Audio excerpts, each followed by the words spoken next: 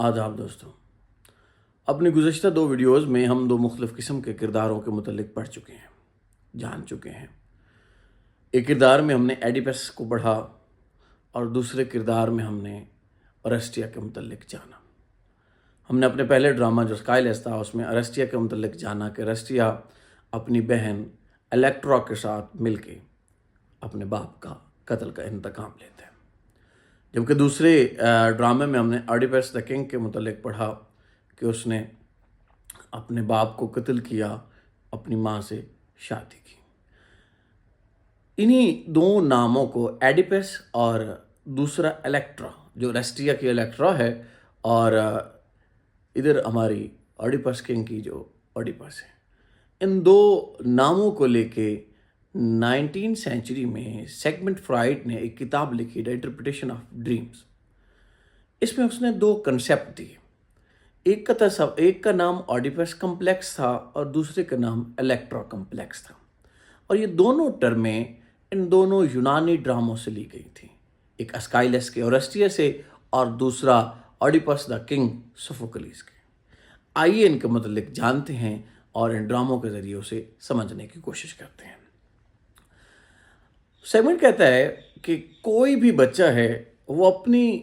زندگی کے ابتدائی دنوں میں لاشعوری طور پہ اپنی والدہ کے ساتھ اٹیچ ہوتا ہے۔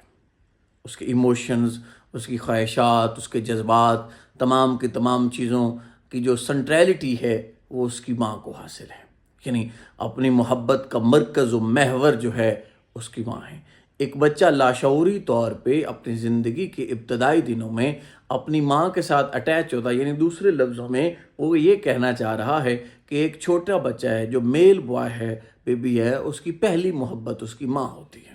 اس کے ساتھ جڑا ہوتا ہے، تمام ایموشنز اس کے ساتھ ہوتے ہیں، اور پھر ان ایموشنز کی وجہ سے وہ ساری زندگی اس کی محبت کا جھکاؤ جو ہے وہ اپنی ماں کے طرف ہوتا ہے۔ اس کو ایڈیپس کمپلیکس کہا جاتا ہے۔ اس کے برعکس دوسرا جو کردار اس نے لیا وہ ہے الیکٹرا اسکائلس کے ڈرامے سے لیا گیا۔ آپ کو پتہ ہے کہ ارسطیہ الیکٹرا کا بھائی تھا اور ان دونوں نے مل کے اپنی بہن کے قاتل یعنی اپنی ماں کو قتل کیا تھا، کلائٹیمنسٹرا جس کا نام تھا، ہم نے گزشتہ ڈرامے پڑھا تھا۔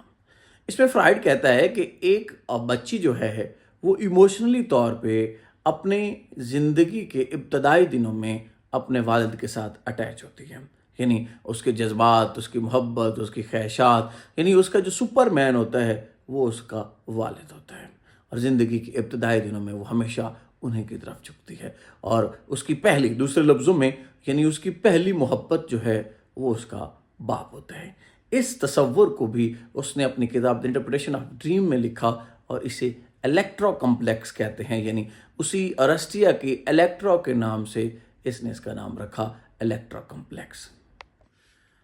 اگر ہم ادبی طور پہ دیکھیں تو چند بڑے ڈرامہ نگاروں نے ایڈیپس کمپلیکس کو اپنے ڈرامے کے اندر شامل کیا ہے، جس میں سب سے پہلا نام تو سوفوکلیس کا آتا ہے، اس کے بعد شیکسپیئر کا اگر ہم ہیملیٹ دیکھیں تو اس میں بھی ہمیں یہی کچھ نظر آتا ہے، یعنی اس کے ہیملیٹ کی ماں اپنے اس کے چچا سے شادی کرتی ہے اور at the end of the day وہ اسے کیا کر دیتا ہے، قتل کر دیتا ہے۔ یعنی انسان کی زندگی میں کہیں نہ کہیں ایڈیپس موجود ہے، تو ہمیں بھی اپنے آس پاس دیکھنا چاہیے کہ کہیں ہم خود بھی ایڈیپس تو نہیں ہیں۔ اگر ہم الیکٹرا کمپلیکس کی بات کریں تو سب سے بڑا نام اسی یعنی ارسطیہ کا ہے کہ اس میں الیکٹرا کمپلیکس استعمال کیا گیا ہے۔ ایک لڑکی نے اپنے باپ کے قاتل کو مار دیا، اور اس کے بعد جینن اونیل کا ایک ڈرامہ ہے، جین اونیل کا مارننگ بیکیم الیکٹرا، اس میں بھی عورت کے کردار کو مثالی دکھایا گیا ہے۔ صاحب سوال یہ نہیں کہ انسان کے اندر ایڈیپس کمپلیکس موجود ہے یا الیکٹرا کمپلیکس موجود ہے، سوال یہ ہے کہ آج کا انسان بھی اپنے اندر سے کتنا ناواقف ہے، اسے معلوم نہیں اس کے اندر کی حقیقت کیا ہے، جبکہ وہ دنیا کو جاننے کے لیے نکل پڑا ہے۔ آداب۔